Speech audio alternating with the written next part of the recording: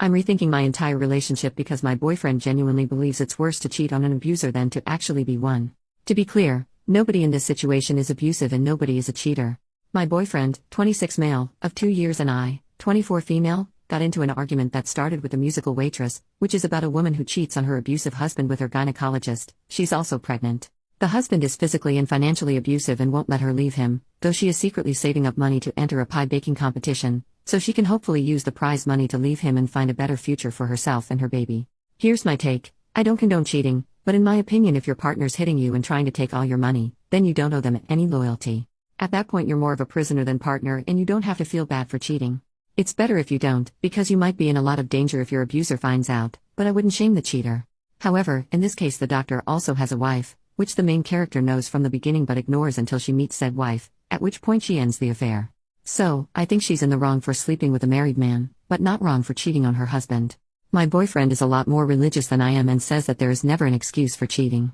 He says adultery is always a sin, and if she wanted to have a new relationship, she should have waited until she could leave him. He says the husband is wrong for abusing her, but she also made vows to be faithful to him, and two wrongs don't make a right. He says he doesn't know if he could remain friends with someone who cheated on her husband, even if he was abusive. Personally, I think this take is freaking crazy. Of course, I didn't say that to his face, and I find his rigid definition of sin and immorality alarming. He says I don't understand because I'm not religious. I said I don't think religion validates not having empathy for an abuse victim and recognizing that the relationship dynamic changes once abuse starts. I also think the idea of cutting off a friend for cheating on her abuser is horrific. He says it shouldn't matter because neither of us plan on abusing or cheating on the other, and he doesn't want to keep going back and forth about it, but I can't stop thinking about it, and the longer I think, the more disturbing I find it. He's never been cheated on or abused, so it's not like some traumatic psychological thing. He just can't wrap his mind around cheating being okay in any circumstance. Up till now, religion has never been a reason for disagreement, and neither of us want kids, so I didn't think it would, but the whole "you don't understand because you're not religious" really got on my nerves.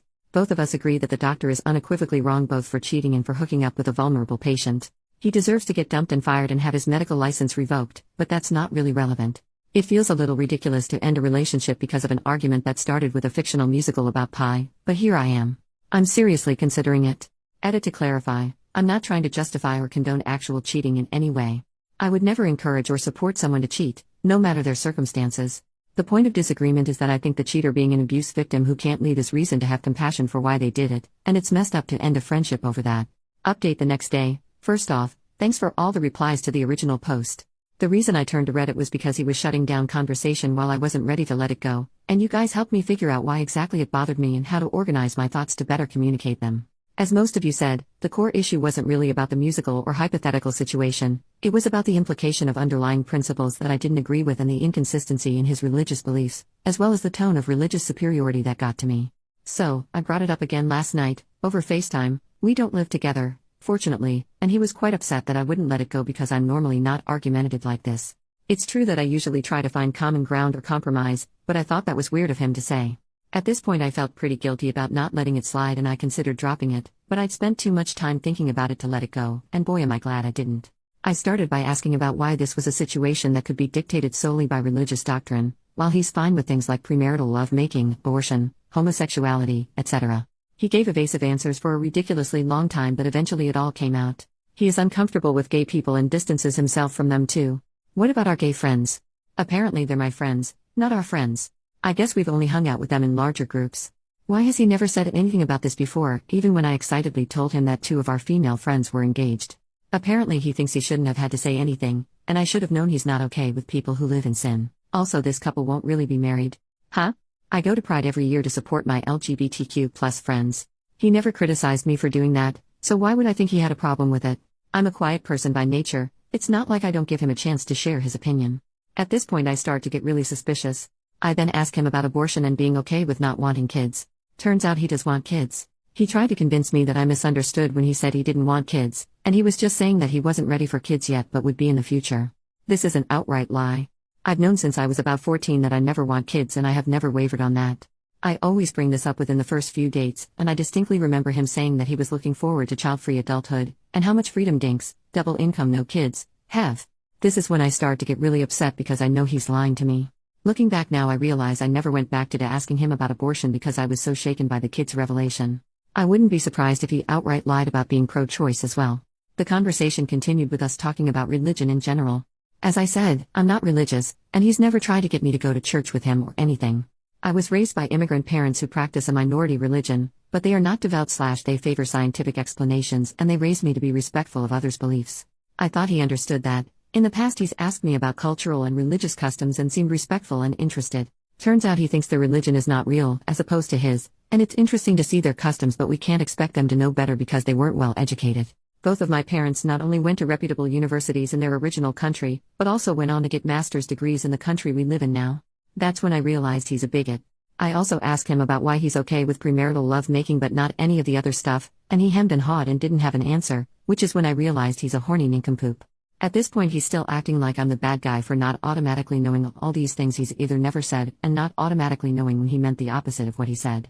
By now I know that I'm done with this relationship, but I ask him why, if religion is so important to him, he's okay with me not being religious. Long story short, he basically thought that by the time it all came out, I'd be so obsessed with him that I wouldn't dare leave him, and I would become a follower of his religion because let's be honest, he's out of my league and I won't find anyone better now that I'm getting fat. I've gone from a size 2 to a size 4 in 2 years, what the heck?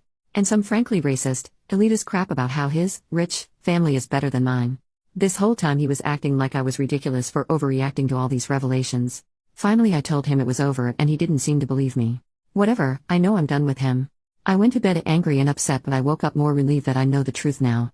It's going to take me a while to trust again after all those lies, but better that it happened now when I can make a clean break than if it happened after I'd moved in with him or after I'd gotten pregnant and he'd gotten me arrested for seeking an abortion. Luckily I have the day off work today to process it all mentally. I didn't have any texts or calls from him this morning, so I figured he'd either accepted it or was still in denial. I didn't care much. Then a few hours ago I got a very angry voicemail from his mom, a woman I've met twice and has my number because we exchanged a few recipes, telling me I'm going to hell for, among other things, cheating on her baby boy. That's right, this guy must be a pathological liar or something, because his response to me dumping him for being a liar was to run to mommy with a new lie about me hooking up with some fictional man from work. Forget the fact I'm not a cheater, I don't even work with any men who would fit this lie. I sent the mom a text spelling out the truth and told her I was blocking her, which I did. Since then I've been reaching out to friends to tell them my side of the story before he feeds them a bunch of lies too. Fortunately the ones I've talked to so far believe me, because I was kinda scared about the fact I don't have any proof besides the voicemail, and he is the more charismatic and persuasive one. The friend group is pretty liberal-minded though, and it is bizarre that his opinions never came up before. But I guess he saw them as my friends while his church friends, who I never saw much of, were his friends.